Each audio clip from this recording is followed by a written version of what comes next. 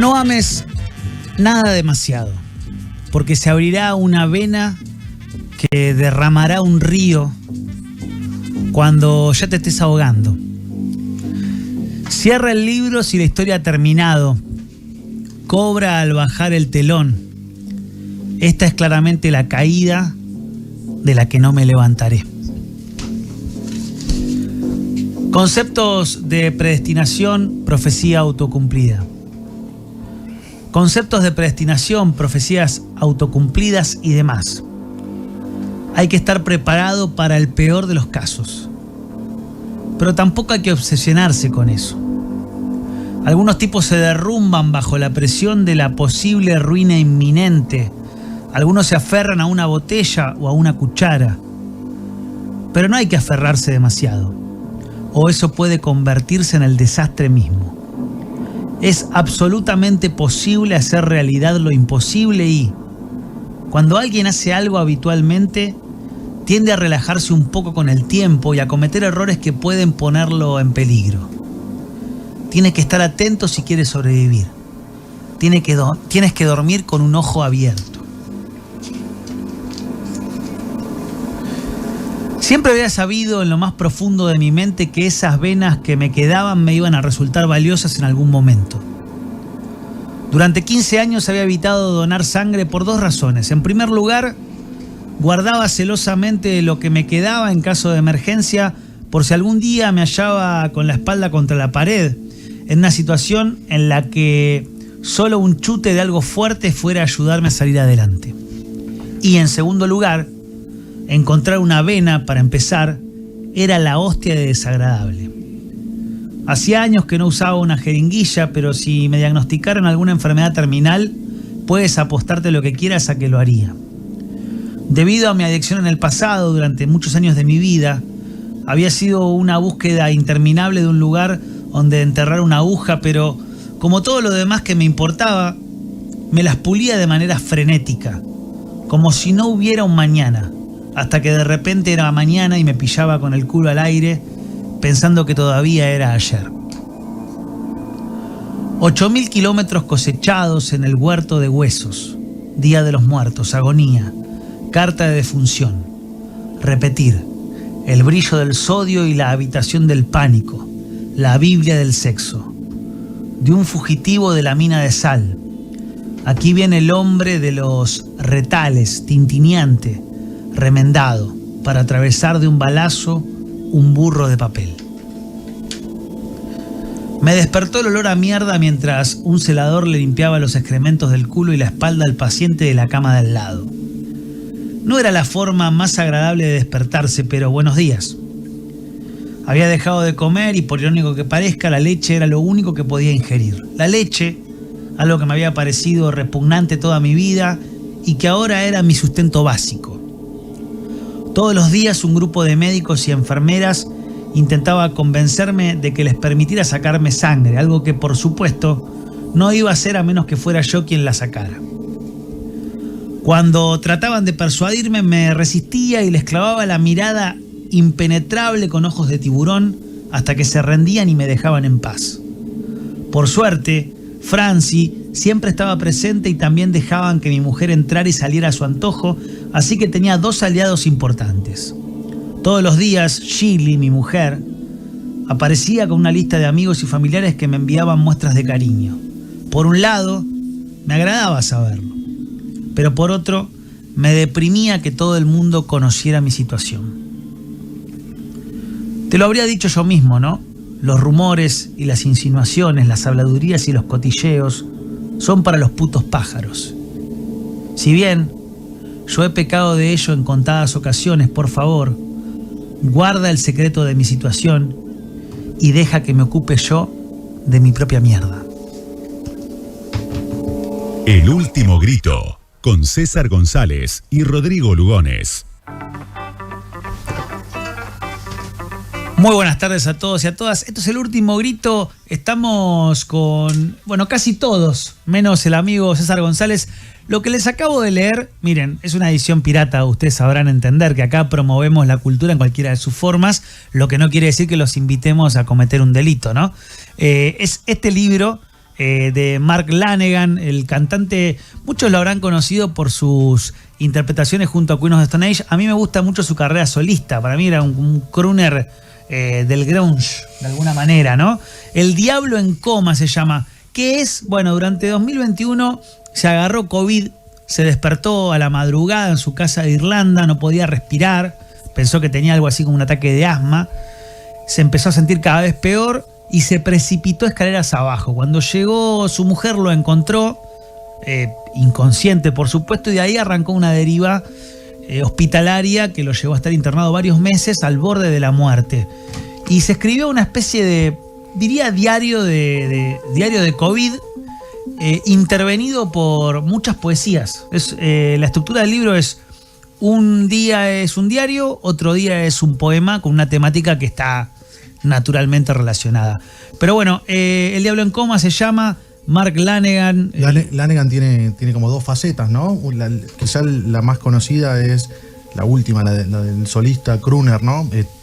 Lo podemos poner al mismo nivel que Nick Cave, por ejemplo. No hablamos del crooner moderno la vez anterior, pero también tiene una banda que fue muy importante para la época del grunge, digamos, que es Screaming Trees. También es muy recomendable. Son dos etapas distintas, la solista y la etapa con su banda, pero me parece que Screaming Trees fue muy importante también. Sin duda, yo decía, me gusta al principio la etapa solista porque es esa, viste, para poner la luz tenue, servirte un escocés y escuchar la voz. Sí, darle ahí. Tiene la película esta de Bob Dylan, que es una especie de reconstrucción ficcional de toda su vida, I Am Not There, que tiene una banda de sonido espectacular. Una versión de él, de un tema de Dylan, el del largo saco negro, ¿no? Que está en un disco del 89 de Dylan. Ahora estoy medio perdido con los nombres, pero tiene una versión de Lanegan de ese tema espectacular. ¿Cómo dice que le va a mi amigo Marcelo Acevedo? Estamos todos, menos César. Todo bien. Sí, acá estoy ocupando el trono, digamos, hoy. Tenemos al amigo Javi Diz. ¿Cómo le va? ¿Qué Muy dice? bien, ¿Cómo anda? Un gusto estar acá de vuelta. El gusto es nuestro que esta vez te tengamos de cuerpo presente. Aunque sea un ratito. Excelente. Y también, como todas las emisiones, nuestro amigo, compañero, colega Mauro Arenas, que está haciendo música en vivo. Yo quiero saber qué vamos a tener. Arranco inmediatamente con mi amigo y compañero Marcelo Acevedo, que tiene además un chivito para pasarme. Me va a contar de qué va a hablar, pero también me va a contar una cosa más. Hoy vamos a hablar, el concepto de hoy es sectas, así que vamos a hablar de una novela, de una película y vamos a recomendar una banda sonora, por supuesto. Y el chivito, no sé si te refieres al Laberinto o a los libros. Laberinto. Sí, vamos a empezar por el principio y después seguimos por lo otro. Mira, lo muestro así también en pantalla, ¿no? Esta es una revista colombiana, formato tipo Le Monde Diplomatique, ¿no? Con el formato papel prensa se llama esto, ¿no? El papel de diario común y tradicional. Sí, con un detalle increíble para nosotros, que es de distribución gratuita. Claro, o sea, te la regalan. Hablando más pronto, ¿no? ¿Quién hace esto, Marce? Vos estás en tema porque escribiste en esta revista. Sí. Tengo, es un amigo, Ramón, no me acuerdo el apellido, perdón la improvisación. Amigo propio. Es un amigo, Ramón Medina Arteta. Y además el amigo Andrés Arroyave, el parce, el colombiano. Que fue el nexo. El que nos trajo la revista. Sí. Es una revista, para mí tiene una calidad increíble, no solo estética, sino también de los autores, ¿no? Tenemos grandes periodistas, escritores como Rodrigo Lugones. Esa no sé, a chequear, pero toda la demás gente que escribe sabe mucho de los temas que aborda. Es una revista, por supuesto, dedicada a la ciencia ficción, el fantasy, el new weird, la teoría ficción y bueno, toda la lógica literaria que uno puede esperar de una revista colombiana que se llame justamente El Laberinto del Minotauro, por supuesto. Acá, si no me equivoco, somos 3 argentinos en este número, ¿no? Nosotros 2 y Robbie Chuit, hay un texto de Robbie Chuit, pero hay gente de todos lados. La verdad que es una revista hermosa, ojalá se hiciese algo así en el país, en Argentina, es un sueño muy difícil, pero le agradecemos mucho a Andrés Arroyave y a Ramón Arteta por habernos invitado a colaborar y por habernos enviado algunos ejemplares. que vamos a estar regalando a la gente que le interese. Espectacular. Yo tengo ganas, Marce, de que si en algún momento conseguimos algunas más, hagamos una presentación, pero te la tiro así como quien no quiere la cosa. Sí, por supuesto, obviamente. Continúo con el amigo Javi Diz. ¿De qué vamos a hablar hoy, Javi? ¿Qué tenés? ¿Qué trajiste? Hoy en la sección Cazar Accidentes, aprendí el nombre. Mirá. Muy bien. Voy a echar mano a la vieja y noble recurso de las efemérides. Viste que siempre se dice, bueno, hace 50 años pasó tal cosa, 40. Hace poco, de hecho, el primer disco de los Ramones, se cumplieron, no sé, 50 años. Siempre viene bien, pero sobre todo viene bien para traer al presente cosas que no son tan célebres, no son tan conocidas y que deberían, como es el caso de la película que traje hoy, que se llama Cadáveres Ilustres, una película del 76, o sea, está cumpliendo 50 años, dirigida por Francesco Rosi, que básicamente es un policial. Para empezar, es un policial porque hay un personaje de un detective, que es el actor Lino Ventura. Todos lo tendrán, es un actor italiano, pero se desarrolló en el cine francés, fue protagonista de las últimas películas de Jean-Pierre Melville, que también eran policiales o noirs franceses. Un tipo que tiene una cara muy curtida, muy dura, y acá hace de investigador, que tiene que justamente investigar una serie de crímenes que se van dando en la película, porque empiezan a matar a jueces que estuvieron en el mismo juzgado y que justamente juzgaron a 3 tipos que aparentemente fueron inocentes en su momento y que uno de ellos podría ser el sospechoso.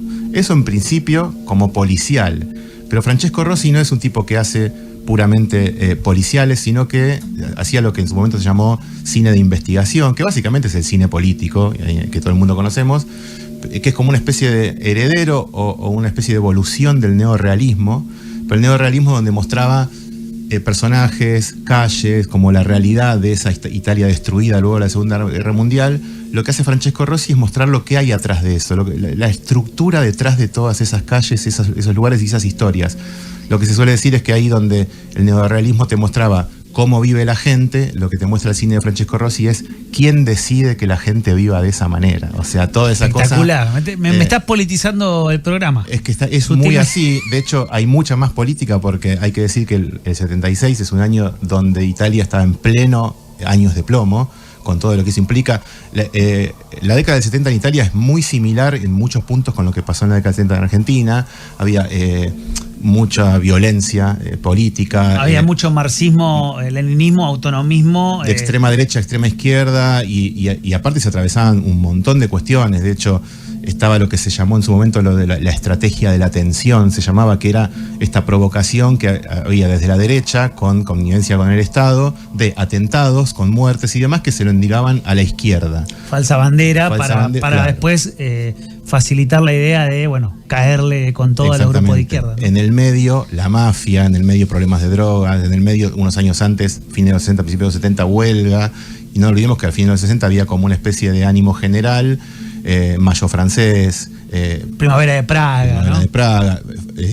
Fidel Castro era una popstar casi, porque daba conferencias en el Central Park, el libro rojo de Mao. Bueno, había como una cuestión toda muy del lado de izquierda que Italia o el Estado intentaba aplacar. De hecho, después de la Segunda Guerra Mundial, está la cuestión del Plan Marshall, donde Estados Unidos pone esta inyección de guita muy grande con la intención de frenar también al Partido Comunista. Diciendo, exacto. Bueno, una alternativa de capitalismo más, claro, más humanista, cosa de que no avance. yo le reconstruyo el país, le estabilizo la moneda, la industria y demás, pero ustedes párenme a estos muñecos y que gane la democracia cristiana, como pasó y demás. Eso empezó a hacer un crecimiento grande de sobre todo de Italia en el norte, pero una diferencia de clases muy fuerte, que se construían barriadas con mucha desocupación y demás. De todo esto vamos a hablar en un toque. Dale. Dale. Vamos a un cortecito breve y llega Javi Diz y nos cuenta absolutamente todo esto y mucho más en El Último Grito. El Último Grito, con César González y Rodrigo Lugones.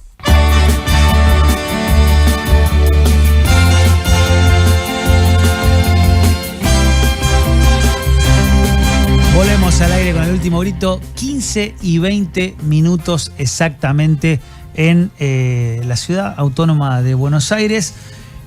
Javi Diz, nos anticipaste un poquito de lo que ibas a hablar en tu columna Cazar Accidentes, pero ahora nos metemos de lleno, nos zambullimos en esta pileta cinematográfica. Sí, ese breve repaso o paisaje de lo que era más o menos la política italiana viene a cuento porque para entender bien la película y para disfrutar bien de lo que transmite la película, está bueno entender lo que pasaba, esta especie de sensación de paranoia de que cualquier tragedia o violenta podía pasar en cualquier esquina. De hecho, sumando más a ese paisaje rápido que hice de lo que eran los años de plomo, todo termina muy tremendo en el 69 con ese atentado en Milán, en la Piazza Fontana, creo que fue muy zarpado, que fue uno de los atentados en el que un grupo de extrema derecha se lo inculcó a un grupo de izquierda, y todo eso salió después a la luz. O sea, de hecho, había una operación que se llamaba Gladio, que era como una movida de la OTAN con una especie de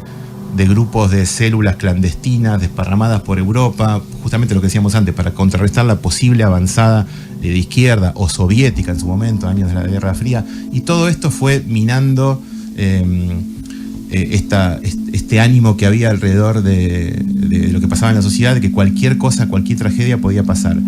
Y la película justamente parte de un policía, que conté un poco de qué iba, este investigador que está intentando descubrir quién es el sospechoso, posible sospechoso de la muerte de estos jueces, pero cuando empieza a acercarse se da cuenta de que no es tanto quién es el culpable, sino cuál es el sistema que necesita de esas muertes. O sea, que hay algo más a lo que él no llega. Él es un policía que tiene llegada a la prensa, a lo más alto de la policía, a gente del Estado, o él piensa que llega, pero siempre hay alguien más arriba que tiene otros planes, y que él se empieza a dar cuenta de que él es parte de un entramado. Es un proceso de toma de conciencia de lo que es la estructura, la superestructura de una sociedad. Sí, digamos. Esta connivencia entre el Estado, el capital, los jueces y el crimen. Digamos. Hay algo oscuro. La mutua necesidad de esos tres elementos. Un poder invisible que uno parece que uno estando adentro, como en el caso del investigador, parece que controla y que entiende, pero que no entiende, y que él es parte de eso. Y bueno, no voy a contar el final, pero termina siendo víctima de eso también, de él pensando que era un investigador que estaba llegando a descubrir cuál era el sospechoso. De golpe descubre una interna muy oscura, muy densa, entre el Estado y la policía. Mientras lo contás vemos imágenes, hace un rato veíamos también la estética, que me fascina toda la estética. Ni hablé de eso, ni hablé de cómo se ve la película, de la fotografía. Es espectacular. Es descomunal. Francesco Rosi es muy bueno visualmente. Pero se ve muy moderna, ¿no? Muy moderna, y los primeros 10 minutos son una película de terror, porque uno de los primeros jueces que va a ser asesinado al minuto 5 va a una especie de mausoleo en Sicilia, pues la película transcurre en Sicilia, a ver cuerpos momificados, porque va y se muestran los labios en primer plano, cómo está hablando con los muertos, porque él va a contar secretos y a escuchar secretos que los cuerpos modificados tienen guardados históricamente. Es una película de terror los primeros 10 minutos. ¿Tiene algo que ver este director y esta película con la corriente que se conoció como Eurocrime o no? No, porque no tiene una pata en el género tanto. Claro, la por lo tiene, que contás, pero no se vuelca tanto al género. Se queda más en el cine político. Porque el Eurocrime era pura acción, digamos, ¿no? El Eurocrime era más cercano a un policial, de hecho, más clásico. Está bueno lo que decís, porque el cine italiano en los 70 abre sus garras para todos lados, y el cine policíaco, como se llamó el policiesco, una producción y mucho clase B. De hecho, la clase B le decían policiotesco. Era una manera despectiva, porque el policioto es como el último eslabón de la policía. El che pibe de la policía. Entonces, decirle al policiesco, policiotesco, es una forma despectiva de hablar de un género que se hacía con 2 mangos, donde había mucha violencia, pero eran películas de acción. Y que tiene que ver con esto del Eurocrime que dice Marcelo. Es un tipo de policial que se extendió sobre todo en Francia y en España, pero puntualmente en Italia, y que eran coproducciones donde había técnicos de todos los países con el objetivo de promocionar sus películas en el exterior. De hecho, mucho rodaje de guerrilla en la calle. De guerrilla, actores norteamericanos, y a veces distintos actores hablaban en su propio idioma. Entonces las películas están subtituladas o habladas en todos los idiomas posibles: francés, alemán, Estados Unidos, inglés, español, para vender, italiano, para venderse en todos los territorios. Y eso era algo que hablaba mucho de la industria de ese cine italiano. Pero el caso de Francesco Rosi no es tan fábrica de chorizo. De hecho, no es nada fábrica de chorizo. Es un autor hecho y derecho. Esta película sí apela a la estructura del policial como base, pero se mete mucho en lo que él denominaba el cine de investigación y el cine político. Él igual no evitaría caer en lo que fue el exploitation de la mafia. Es insólito que Italia no se animaba a hablar de mafia hasta el éxito del Padrino en Estados Unidos en el 72. Claro. Hasta ahí casi que no se hablaba de la mafia en el cine italiano, y recién con el éxito del Padrino dijeron, bueno, vamos a explotar esto es nuestro. Claro. Y empezaron a hacer películas de mafia. Somos nosotros. Nosotros sabemos más que nadie. ¿Cómo va a venir Coppola a explicarnos?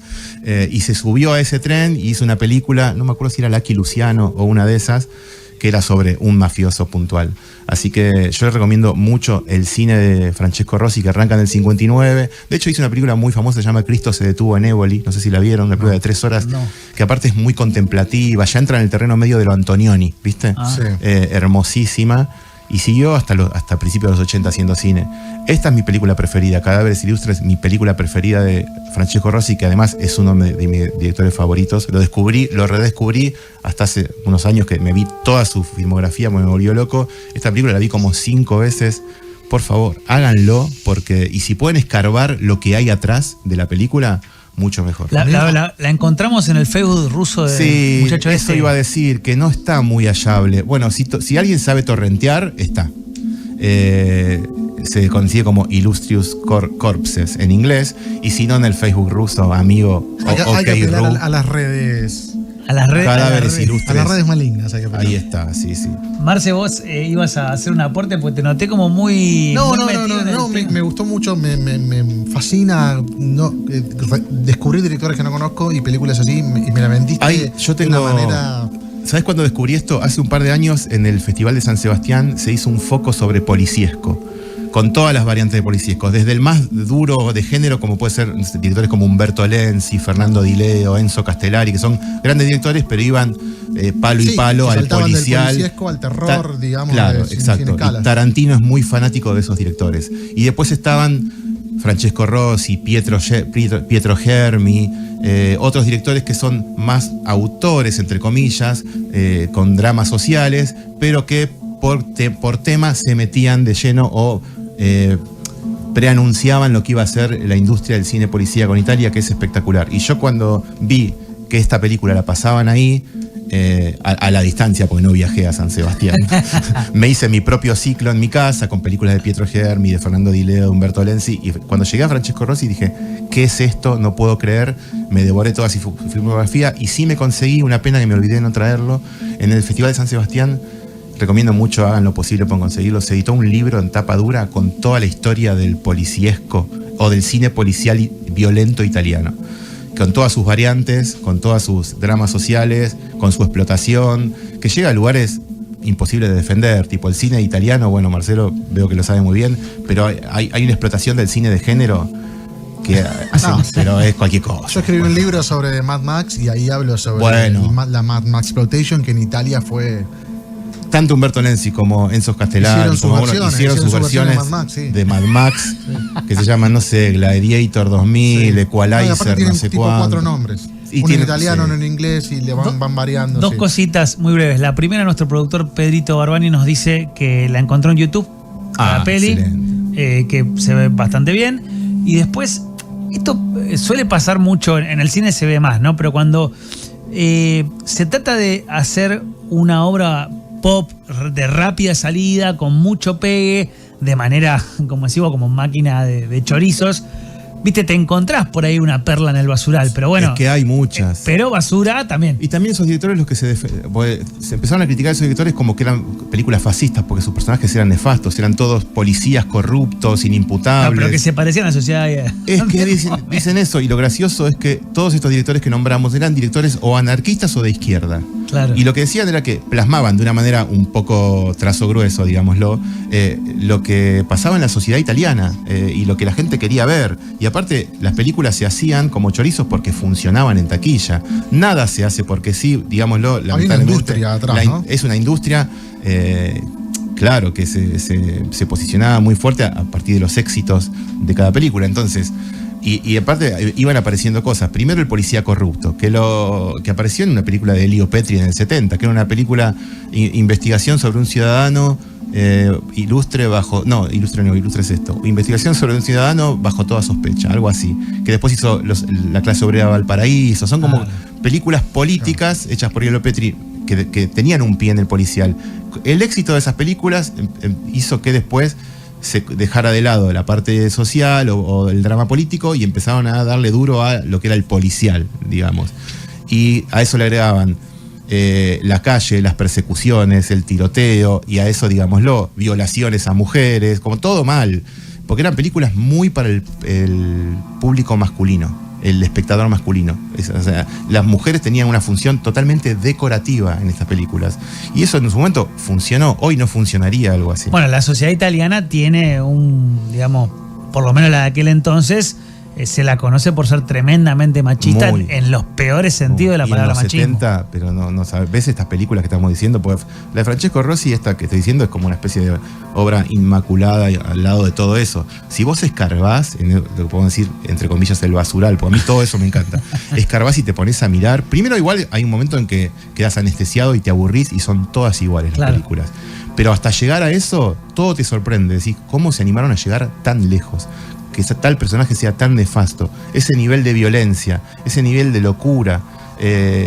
No olvidemos que también en la sociedad italiana, aparte de la mafia, había mucha cuestión con la droga, la distribución de la droga, las mafias dentro de eso. Entonces había mucho para sacar y todo pasaba en la calle. Lo loco de la crítica, recién lo comentaba, yo me lo ponía a pensar, porque pasa también en la Argentina, esta idea de que si vos retratás lo que está pasando, te acusan de tener tal vez una orientación de derecha, a pesar de que tengas una probada militancia anarquista, por ejemplo, ¿no? Y vos estás pintando la aldea con la mayor honestidad que te permite un género que, como vos decís, tiene su efectismo, por lo que contás, ¿no? Lo que pasa es que la falta de sutileza a veces confunde, ¿viste? Las películas no eran muy sutiles. No esta, repito, lo que traje yo hoy no, Francesco Rossi es Dios, pero todos esos directores que la verdad que eran laburantes del cine, porque es lo que decía Marcelo, hacían cine policial cuando hacían antes del cine policial hacían spaghetti western, no olvidemos eso. Se subían a todos. Antes de la moda del policial estaba la moda del spaghetti western, que a partir de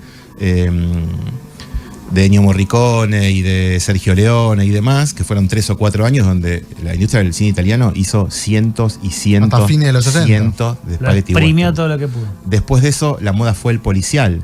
Después fue el giallo y el cine de terror. Después fue un breve porcentaje de exorcismos. El exorcista. Después fue la mafia. Medio también todo al mismo tiempo, pero había muchas películas que se iban subiendo a algún todo fue carro. entre los 60 y los 80. Y entre los 80, fueron 10, 12 años que hicieron de todo y muchas películas para cada género. Y iniciaban los 80, que es otra moda espectacular, que es la que adelantaba también Marcelo, las explotaciones de Mad Max. Que hay una cantidad. Y no las vi, pero me causa ya. Es hermoso porque después se empieza a mezclar con Indiana Jones.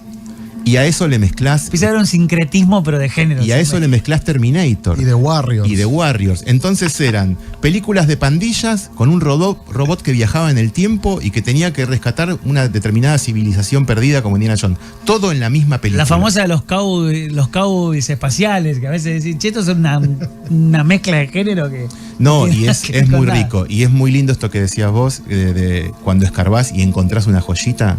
Lo que pasa es que ya hay pocas cosas para encontrar, porque ya es una industria muy escarbada.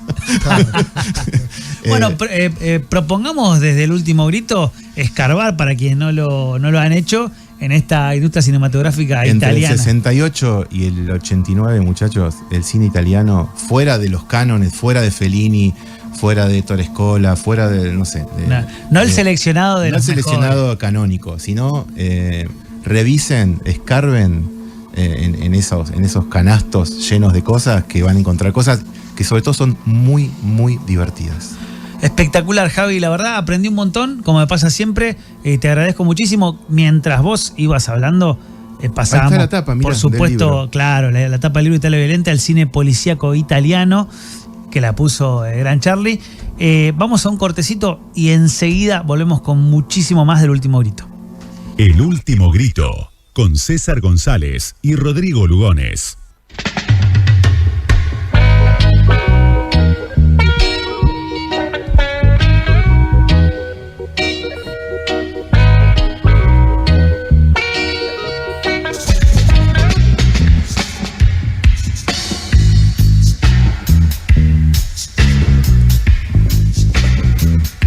Estamos en el aire una vez más.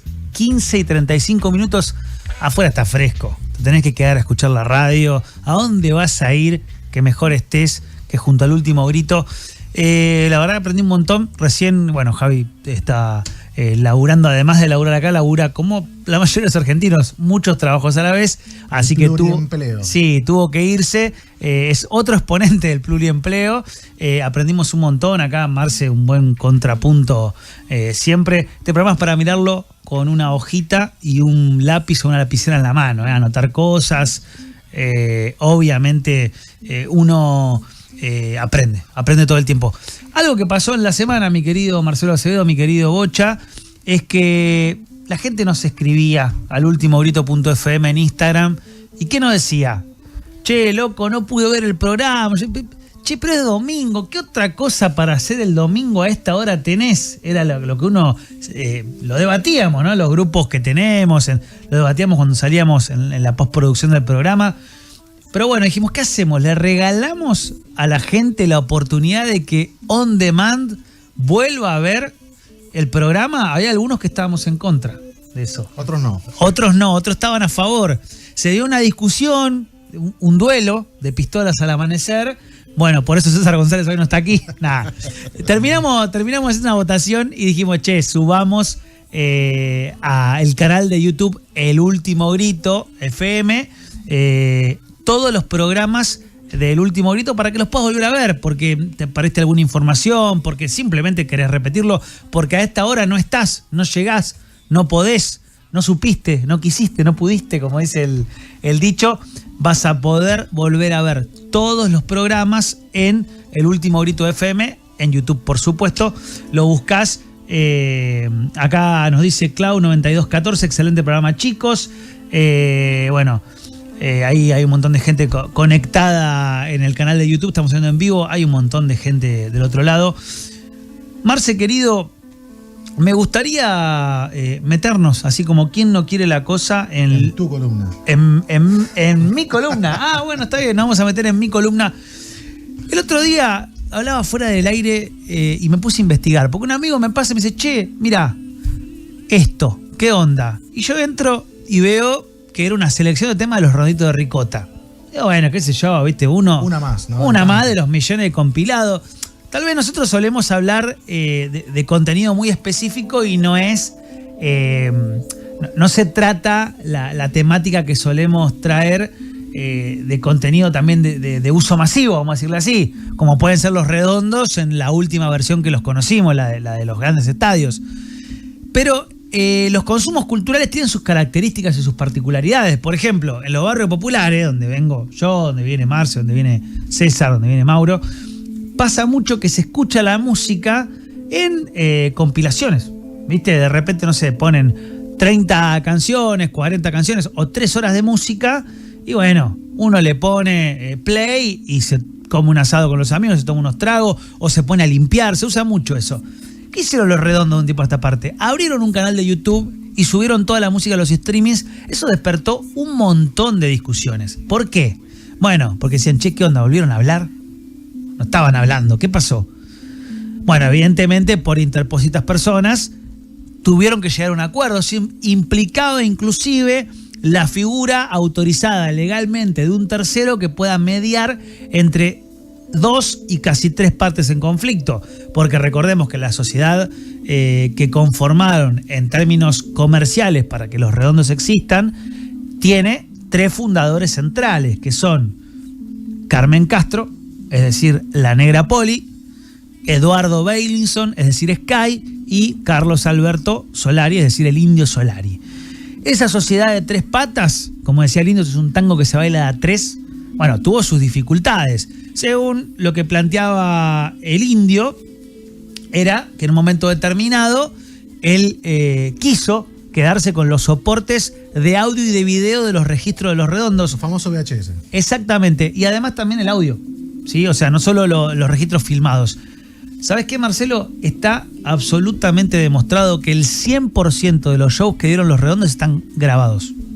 Opa. Data que te tiro. ¿Sí? Está absolutamente demostrado que el DVD del show en River existe. El DVD le digo, ya parezco un viejo, ¿no? Pero bueno, el registro ProShot, ¿le gusta así? ¿Le gusta así? Sí, ProShot, suena más pro, del estadio de River Plate en abril del año 2000 también está. Para que se den una idea y muchas cosas más. Hay un mercado negro, un mercado en dólares, ¿sí? De gente del audio en directo de aquella época que, bueno, obviamente compra, vende, cambia, al cual es difícil acceder. De hecho, la historia del disco en vivo en directo de Los Redondos es justamente la historia de cuando Bobby Flores advierte que están por vender en dólares un registro en vivo de Los Redondos compuesto de varios temas sueltos de diferentes presentaciones. Bobby le dice, che, hay alguien que quiere estafar a alguien vendiéndole esto a mucha guita. Los Redondos se apuran y sacan el disco de forma oficial. Es el único disco en vivo de Los Redondos que es en directo, ¿no? Que compone el disco en vivo varios temas sacados de diferentes conciertos. Pero bueno, esto no evitó que siga ocurriendo este mercado negro de la piratería ricotera.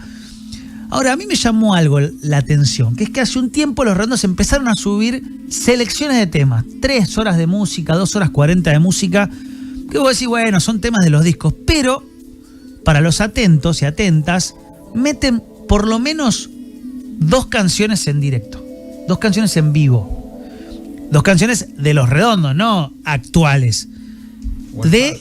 O ensayos, claro. En el último metieron un ensayo. Exactamente, ahí lo aporta el Bocha.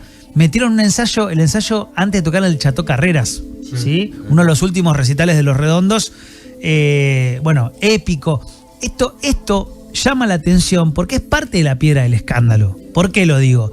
Y porque las declaraciones del Indio fueron muy claras. Él dijo, nos separamos porque les pedí los VHS y les pedí los audios que tienen Carmen Castro y Eduardo Benison y no me lo dieron. No me lo dieron, yo me enojé y un buen día le dije, bueno, listo, se terminó acá, ustedes faltaron a la palabra, yo los quería mucho, me defraudaron. Esa por lo menos es la versión del Indio, que es la versión que nadie tampoco desmintió. Bueno, de alguna manera empezaron a aparecer estas canciones piratas, pero mezcladas. Para mí están mezcladas porque se escuchan con una calidad. Digo, hablo de recitales como Costa Chaval, Letoy San Carlos, momentos épicos en la carrera de Los Redonditos de Ricota. Por ejemplo, por primera vez estamos pudiendo escuchar con audio de consola shows de la época de la etapa Luz Belito, que no se conocían shows de la época de Luz Belito en formato consola. La dicha no es una cosa alegre, donde coquetean al final con el grunge, ese disco que es muy bisagra, que después, bueno, va a pasar Los Redondos a hacer otro tipo de banda. Bueno, todo eso lo van a encontrar en la selección de temas. Y yo estuve averiguando, porque tengo un amigo ahí, tengo un amiguito ahí en Parque Leluar. Y le pregunté a otro amigo, que es muy amigo de ese amigo que vive en Ituzaingó, y le dije, che, ¿qué onda? ¿Qué está pasando? ¿Hablaron? Porque yo dije, che, esto fue por lo que se pelearon. Y me dice, no. Ellos no. Pero la Negra y Virginia, que es la compañera de vida, la madre de Bruno Solari, del hijo del Indio, sí hablaron y están hablando. Ellas son las encargadas de que haya paz. Así que esta es la data que tenemos acá en El Último Grito. Está recontra remil rechequeado. Esto es absolutamente oficial. No estamos comprometiendo a nadie. Estamos muy contentos, por otra parte, que reine la paz en la comarca del Rey Patricio. Y con esto, gente querida, los convocamos a que se busquen la selección de temas de Los Redondos en el canal de YouTube de Patricio Rey y sus Redonditos de Ricota, que no vamos a explicarle a nadie quiénes son, ¿no? Así que con esto nos vamos a una pausa y enseguida volvemos con más El Último Grito. El Último Grito, con César González y Rodrigo Lugones.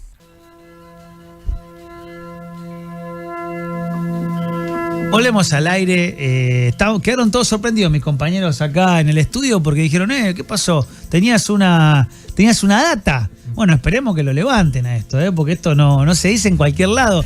Estamos muy contentos de que eso ocurra. Pero ahora yo me quiero meter de lleno.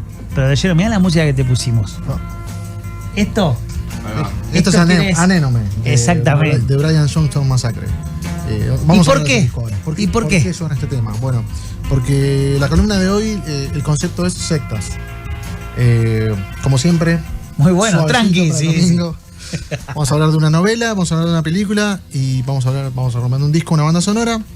En este caso vamos a empezar hablando habríamos hablado de Ryu Murakami en el primer programa.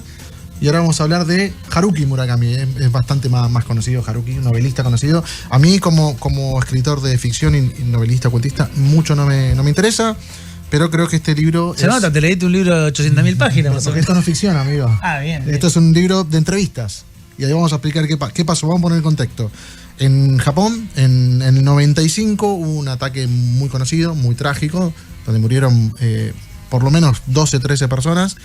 Un ataque con gas sarín, ¿no? Que el gas sarín es considerado un arma química. Química. Claro, sí. Es un agente neurotóxico que ataca directamente el sistema nervioso, te hace pelota, básicamente. Entonces, en el 95 hubo una serie de ataques en el metro, en el subte de Tokio, donde murieron personas, y esto se lo atribuyó a una secta llamada Aum Shinrikyo, que significa, lo tengo acá anotado porque no me acuerdo, pero Verdad Suprema. Una secta apocalíptica y sincrética que mezclaba budismo con yoga, con cristianismo, que estaba liderada por Shoko Asahara, que era como el gran dios. Él decía que era El que se autopercibía como el elegido. El elegido, que él decía que era Cristo, que era como la segunda venida de Cristo. Bueno, formó un grupo de gente y lo que se cree que lo que buscaban con estos ataques era acelerar el apocalipsis y poner como emperador de Japón a este muchacho, a este señor. Entonces, ¿qué hace Murakami? Murakami lo que hace es, durante un año, de principio del 96 hasta fin del 96, entrevista a sobrevivientes del ataque con gasarín del metro de Tokio. Por un lado. Y por el otro, al final, tiene una especie de anexo, el libro, que ya me voy a fijar cómo se llama. Se llama segunda parte, El lugar que nos prometieron, y ahí viene, me parece, algo muy jugoso del libro, que es entrevista a personas que fueron parte de la secta. Personas que fueron parte de Aum y les cuentan cómo se unieron, qué estaban haciendo en ese momento y si siguen creyendo, porque Un hallazgo, ¿no? la secta sigue existiendo, se llama Aleph hoy. Aleph como el... Aleph como el Aleph, como el libro de Borges, como el cuento de Borges. Bueno, Shoko Asahara fue condenado a muerte. En Japón no existe la pena de muerte. Lo ahorcaron en el 2018. No existe más, pero la secta de alguna manera sigue funcionando. Para mí es tuvo mucha penetración porque sobrevivió a la muerte del líder. Sí, mucho. Sí, estas sectas así, cuando a veces son casi imposibles de erradicar. Cambian de nombre, se van a otro lado. La gente sigue Toman creciendo. como autonomía. Toman autonomía, siempre hay alguien que cuando el líder muere que toma la posta, aunque siguen venerando al mismo líder, la posta la toma otro. Pasó con la cienciología, pasa con todo este tipo de sectas. A mí me parece que es un gran libro de periodismo, de no ficción. Solamente entrevistas, son entrevistas a persona, fecha, nombre, qué estaba haciendo y la persona cuenta lo que Y después vivió. reconstruye todo sí. a partir de cada una de las partes. Murakami en el prólogo cuenta un poco por qué quiso escribir este libro, y lo que él dice es que le jodía mucho que la prensa japonesa, muy amarillista, no se enfocaba para nada en los sobrevivientes y en lo que vivían las personas, sino solamente en el hecho. En el hecho turbio, Lo truculento. Lo truculento. En el gasarín, en las muertes, etcétera. ¿Es un libro coral, como le dicen? Sí, es un libro coral, porque está formado de muchas voces, está formado de un montón de voces, e incluso, como decía, de las voces de los perpetradores, los que fueron parte de los perpetradores del evento. Del evento, exactamente. La película que vamos a recomendar, siguiendo con el tema de sectas, se llama The Sacrament, es de un director bastante bueno, se llama Ty West. Esta película empieza con dos periodistas de Vice que van a hacer una especie de la revista Vice. La revista Vice, sí. Ahí es un medio bastante conocido. Vice. Bien yankee. Sí. La película arranca con el logo de Vice y te cuentan que estos son periodistas. O sea, si uno lo agarra desprevenido, puede creer que se trata de un videoblog de Vice. Claro. Realmente. Juegan con eso. Es un falso documental. O un metraje encontrado de estas dos personas que se encuentran con un amigo que le dicen: mi hermana está desapareció un tiempo, tuvo problemas con drogas y ahora está viviendo en una especie de isla con un grupo de gente muy hippies. Nos invita a conocerlos. Y los muchachos deciden ir a filmar la secuencia. Los llevan en helicóptero porque es un lugar muy alejado. ¿Querías decir algo? Peligroso pero atractivo. Peligroso, es lo que dicen ellos en la película. ¿O no? Sí. Tenemos que ir. No suena lindo, pero tenemos que ir. Y resulta que, bueno, se van dando cuenta de que el lugar no es tan cálido como parecía, empiezan a pasar cosas extrañas. Nunca lo vi de imaginar. Hasta que deriva en un suicidio ritual, y esto lo podemos contar porque esto está basado en un estudio real. ¿En qué se basa de Sacrament? Bueno, Sacrament es la ficcionalización de la famosa masacre de Jonestown, que fue en el 78. En este caso el líder es James Warren Jones, el famoso Jim Jones. Formó una secta en Estados Unidos y les dijo: vamos a crear el paraíso en la tierra, nos vamos a ir a Guyana, a una islita en Guyana, y vamos a formar Jonestown. Guyana, acá en América Central. En América Central, sí. Vamos a formar un paraíso en la tierra, se va a llamar Jonestown, y acá vamos a vivir tranquilos y vamos a lograr conectarnos con Dios y todo. Bueno, eso terminó muy mal, terminó con el suicidio ritual más Spoiler. grande. Spoiler. Si te invitan a formar una secta Guyana o Guyana francesa, Va a terminar mal. Va a terminar mal. 900, casi 1000 personas entre las personas que se suicidaron y los que no se querían suicidar los mataron, tomaron veneno, porque sabían que venían las autoridades, porque sabían que pasaban cosas turbias. Entonces el líder Jim Jones le dijo: bueno, es momento de irnos al paraíso real. La gran pregunta es, porque una cosa es convencer a mucha gente de que haga algo, la verdad que es notable, ¿no? Hay que tener un poder muy grande. Ahora, ¿los perpetradores también se metieron en el viaje? ¿Me mato yo también? Por supuesto, sí. Ahí va. Jim Jones se suicidó, se pegó un tiro. Creo, si no me equivoco, los únicos pocos sobrevivientes son una especie de guardia de seguridad, que son quienes se encargaron de matar también a los que no se querían suicidar, porque no todos se querían suicidar. Pero hubo madres que tomaron el veneno y le dieron a su hijo, que tomaba pecho, un bebé, veneno, a los hijos chiquitos. Hubo consenso de mucha gente para suicidarse e irse con su líder, Jim Jones, al paraíso, pero también hay mucha gente que se arrepintió en el último momento. Bueno, esa gente fue masacrada. Y esta película de Sacrament West cuenta a través de un metraje encontrado, está filmado como con una cámara muy eléctrica. Estamos viendo los avances trailer. Mientras vos nos contás. Perfecto. Y cuenta un poco, recrea lo que pasó en este lugar, tomándose muchas libertades, pero nada, un personaje muy carismático. Siempre, inevitablemente, los líderes de sectas son personas extremadamente carismáticas. Que tienen un imán ahí con la gente. Sí, a mí me vuelve loco siempre pensar cómo hay gente que se mete en una secta. Por eso me interesa tanto leer, ver películas documentales sobre sectas. Y bueno, para cerrar, la banda sonora que vamos a recomendar. No sé qué banda me vas a recomendar. Me agarrás, pero totalmente desprevenido.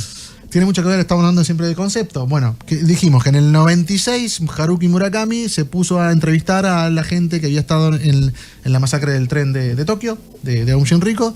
Y en el 96, en el mismo año, la banda de Brian Jonestown Massacre graba The Satanic Majesty's Second Request. Vamos a hacerlo muy rápido, pero vamos a ver todas las conexiones.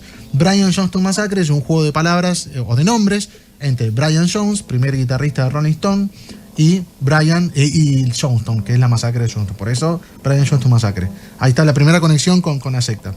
Después, ¿por qué se llama el disco The Satanic Majesty's Second Request? Porque hay un disco de los Rolling Stone del 67 que se llama Their Satanic Magic Request, perdón, me cuesta ese nombre, que fue el último disco que grabó Brian Jones con los Rolling Stones, un disco muy psicodélico. Y el disco de Brian Jonestown Massacre, ellos hacen neopsicodelia. Disco arreglado por John Paul Jones de Led Zeppelin, bajista de Led Zeppelin. Con un instrumento, digamos, muy típico de la psicodelia, como el sitar y ese tipo de guitarras.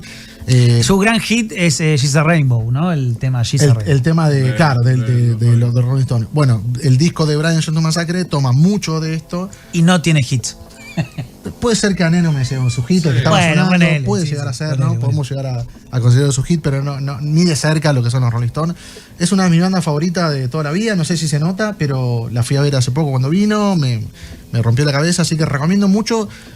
Tiene muchos discos, así que se puede empezar tranquilamente por este disco, por Their Satanic Majesty's Second Request.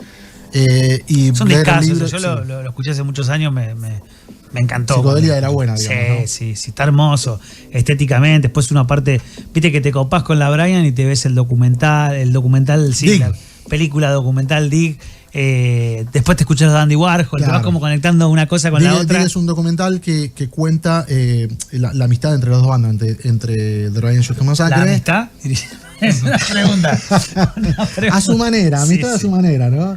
Y los Dandy Warhol, otra gran banda de neopsicodelia. Acá tenemos en este programa a alguien que se comió un asadito con los Brian Jones. Sí, así dicen. Ojo. Así.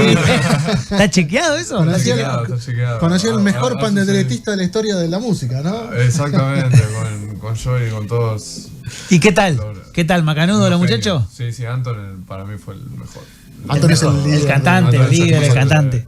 Que es una especie de Un chabón loco hermoso. que como si lo hubieran congelado en el 73 y lo sacaron ahora, ¿no? Porque Sí, el sí, tipo, sí. como su physique du role es el típico. Sí, la manera de cantar, la manera de tocar la guitarra, la ropa, la Su cara. banda. Tiene cara de los 70 el muchacho, sí. Con elementos modernos, por supuesto, pero bueno, es un chabón que claramente le gusta lo que diría Simon Reynolds como la retromanía, ¿no? Es una banda Sí. retromanía. Sí, acá, sí, sin duda, sí. Brian Jones. Bocha, ¿alguna intervención? Porque bueno, vos los conociste a los muchachos. ¿Qué te parece? ¿Te parecieron tipos que estarían en una secta? Los conocí y bueno, después abrimos el show antes de que toquen ellos ahí en el Complejo C. No, anécdota, no sé, son muy agradables y Anton es... o sea, no sé si anécdota, pero algo que me llamó mucho la atención de él es lo interiorizado que estaba con las cosas que pasaban acá y estaba muy... Con la cultura, ¿no? Estaba muy obsesionado con eso. Con que Estaba en haya- tema.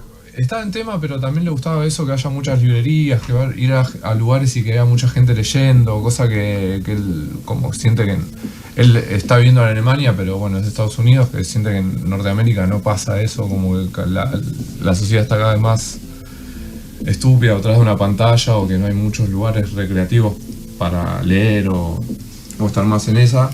Y como que acá le gusta mucho eso y estaba muy cebado con eso y sabía mucho de Gauchito Gil, ponele. Mirá, datazo. Pero sabía mal, como mucha data tenía.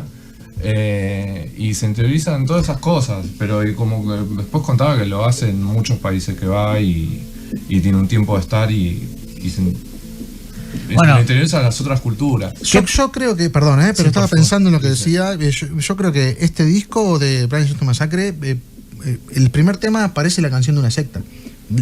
Cómo suena, el tipo de música que tiene, media mántrica, y lo que repite todo el tiempo, Claro. parece estar hablando de una secta. De lo último que esperé que Anton de Brian Jones Thomas Sacre sepa o esté interesado es del Gauchito Gauchito Gil. Gaucho, del cual César González es devoto y no está, le hubiese encantado. hubiese encantado el dato. Lo tiene tatuado. Les voy a leer algunos mensajes porque nos estamos yendo ya, muchachos, se está terminando. Esto fue el último grito, pero antes es de bien nacido ser agradecido. Esto se lo escuché al tío Ricardo Iorio y acá lo vamos a hacer. Adriana Estela Peralta, 3211, dice su usuario de YouTube. Hola, como siempre interesante y atrapante el texto leído. Y César nos pregunta, tuvo que hacer unas diligencias, nuestra querida Adriana.